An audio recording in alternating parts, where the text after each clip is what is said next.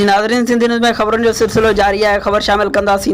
तालका reporter Mansoor Hussain Qureshi जी, ॻोठ दीन मोहम्मद सोलंकी, ॻोठ रज़ा मोहम्मद सोलंकी, ॻोठ मौला बख्श सोलंकी समेत मुख़्तलिफ़ ॻोठनि जे रवासिन सोलंकी बिरादरी जे माण्हुनि जो बुनियादी सहूलियतूं न हुजण ख़िलाफ़ प्रेस क्लब आॾो मोहम्मद सिद्दीक़ सोलंकी, सादिक सोलंकी, मुक़ीम सोलंकी ऐं ॿियनि जी अॻुवाणी में एहतिजाजी मुज़ाहिरो कंदे मीडिया सां ॻाल्हाईंदे चयो त टाउन कमेटी इंतिज़ामिया पारां सोलंकी बिरादरी जे ॻोठनि खे ॼाणी वाणी नज़रअंदाज़ कयो वियो आहे।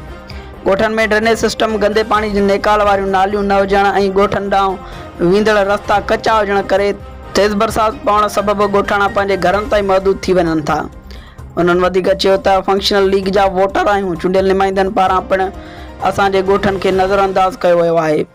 जल्द ॻोठनि में बुनियादी सहूलियतूं ॾेई करे ॻोठाणनि खे रिलीफ फ़राहम कयो वञे।